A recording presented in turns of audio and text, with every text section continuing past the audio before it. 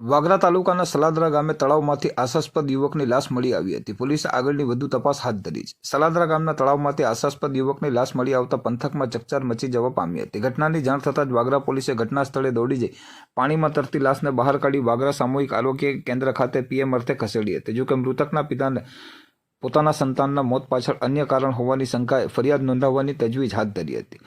વાગરા તાલુકાના સલાદરા ગામે રહેતો અનિલ અરવિંદભાઈ વસાવા ગતરોજ સાંજના 8 વાગે ઘરે જમીને ગામના ભાતીજી મહારાજના મંદિરે ગણપતિ દાદાનો મંડપ બંધાતો હતો ત્યાં ગયો હતો અને રાત્રિના આશરે 11 વાગ્યા સુધી અનિલ ઘરે નહીં આવતા અનિલના પિતાએ અનિલના મોબાઈલ પર ફોન કરતા તેનો ફોન સ્વિચ ઓફ આવતો હતો, જેથી તેના પિતા ભાતીજી મહારાજના મંદિરે તપાસ કરવા ગયા હતા અને ત્યાં જઈને અનિલના મિત્રો કમલેશ વસાવા અને જતીન વસાવાઓને અનિલ બાબતે પૂછતા તેઓએ જણાવેલ કે અનિલ રાત્રિના 10 વાગે ઘરે જવા અહીંથી નીકળી ગયો હતો. તેવું જણાવતા અનિલના પિતાએ ગામમાં તથા સીમમાં તપાસ કરી હતી, પરંતુ તેની કોઈ ભાળ નહીં મળી આવતા બીજા દિવસે અનિલના પિતાએ તમામ સગા સંબંધીઓને ફોન કરીને અનિલ બાબતે પૂછપરછ કરી હતી, પરંતુ અનિલની કોઈ ભાળ નહીં મળતા અનિલના પિતાએ અનિલના ગુમ થવા બાબતે વાગરા પોલીસ સ્ટેશનમાં ફરિયાદ લખાવવા માટે વાગરા આવેલ હતા. તે દરમિયાન બપોરના આશરે 1:15 વાગ્યા ગામના દશરથભાઈ જગદીશભાઈ વસાવાનો અનિલના પિતાની ઉપર ફોન આવતા જણાવ્યું હતું કે આપણા ગામના તળાવમાં કોઈક છોકરાની લાશ તરે છે. તેમ જણાવતા અનિલના પિતાએ વાગરા પોલીસને આ બાબતની જાણ કરી તુરંત જ સલાદરા ગામના તળાવ ઉપર ગયા હતા, જ્યાં સલાદરા ગામના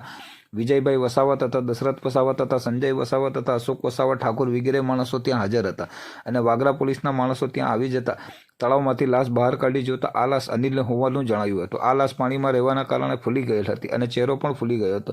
અંતે બંને આંખો ઉપર ફોલ્લા પડી ગયા હતા અને મોઢામાંથી લોહી નીકળેલ હતું.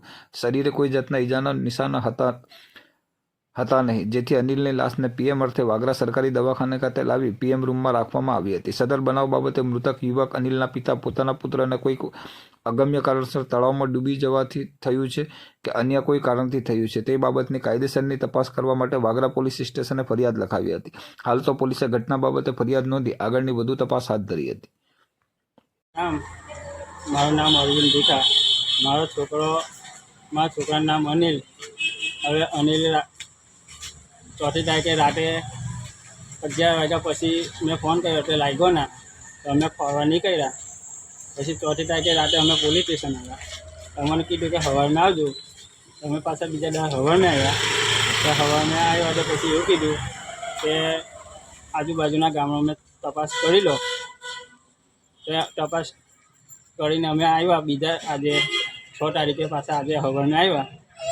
તો અહીં આવ્યો ત્યાર પછી મારા ઘેરથી ફોન આવ્યો કે ગામને કે લાશ ગામના તળાવમાં લાશ છે.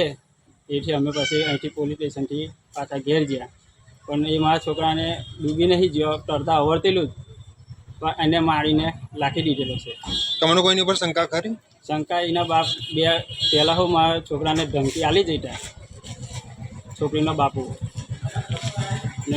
મોટા છોકરાને મારવા લીધો હતો ને ધમકી આવી હતી કે ત્યાં ભાઈને તો અમે મારી જ નાખીશું. મુકેશ મંગળ એના છોકરા એના છોકરીના બાપુના બીજો અલ્કેશ એનો ભત્રીજો. તમે વાગરા પોલીસને જાણ કરી હતી પહેલાં. રિપોર્ટ કેસ મૂક્યો હતો પણ કંઈ કાર્યવાહી કરી નથી. પાછી આ વખત હું રિપોર્ટ લખાવા આવ્યો. આજે ત્રીજો દાડો પાછો આવ્યો તો આજે મને લાશ મળી.